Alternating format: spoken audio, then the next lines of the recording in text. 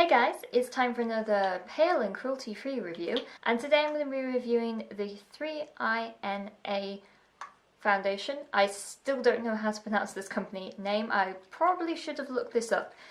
This is a liquid foundation and I was kind of putting off this review because I'm not too fond of it, okay? I don't really think that this foundation works particularly well with my skin. This is a common problem with foundation. There is not one foundation to suit everybody. I will say what I actually like about it and who I think this foundation is made for. It doesn't really work for me for a variety of different reasons, but if you have different skin, it may work for you. I think that's the thing about foundations.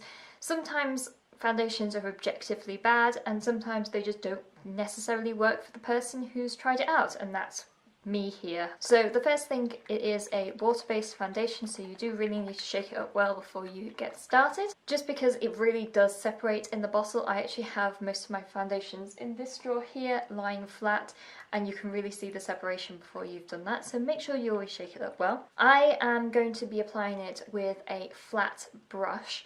I've tried using my fingers, but it's just too water-based and doesn't really seep into my skin, so I prefer a thick brush that is quite dense, the same way that I apply pretty much any water-based foundation. And then I always have some kind of blending brush on hand that is clean to then buff it in. So I put the product on with one and buff it away with another. I think that this is the best way that I have learned how to do this. When I've just been using the one brush, it hasn't really worked very well and it hasn't really applied very nicely to me. So to start off with, I'm just going to put a few drops onto my brush. I prefer directly onto my brush instead of anything else, just because I feel like, because this is a very liquidy water foundation, and then buffing it into my skin, so I tend to sort of put it down in certain areas and then buff it in.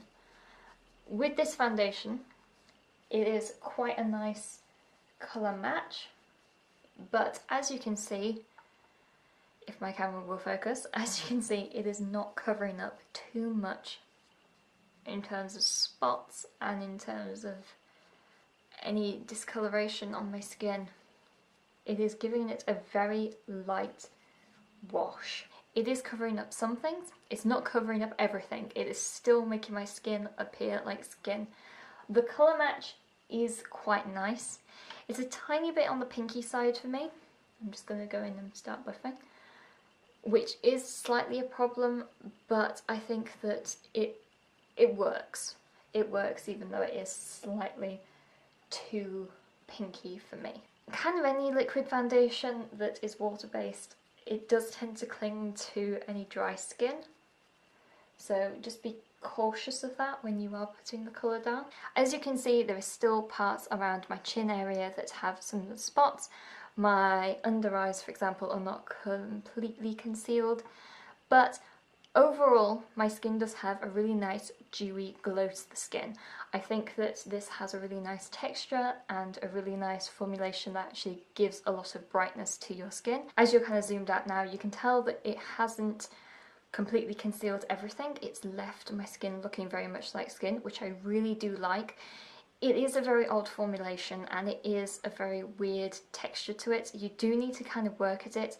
It hasn't covered up everything. I think this product will suit somebody who is very dry, who wants a dewy, natural finish to their skin, who doesn't have a lot of spots, or somebody who is wanting something just kind of all over and then conceal later, like I tend to do. I tend to have something very light all over and then go in and pinpoint conceal afterwards. If you use a lot of product before the foundation, it tends to slick and slide a bit and it's not necessarily that nice of an application. And to be honest with you, this is not a very long wearing, long lasting foundation. I would say that this lasts somewhere between 4 and 5 hours to continue to look like this if I don't put any other concealer or powder on as well. And I'm kind of expecting more than that, especially considering the same company has the 3-in-1 foundation, which does last all day. It's kind of depending what you want from your foundation. It gives an all-around nice look to the skin. For me in particular, it's not necessarily the best.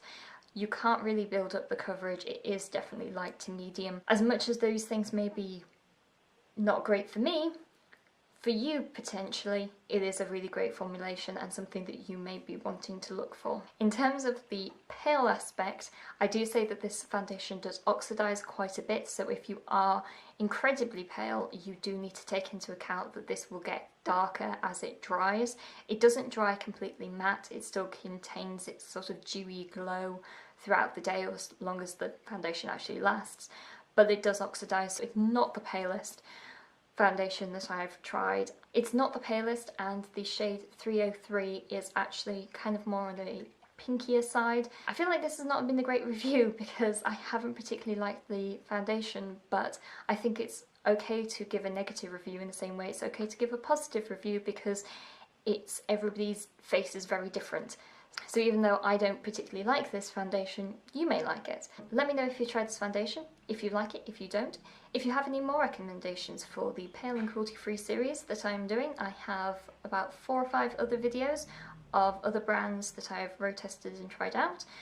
And I shall talk to you guys later. Bye!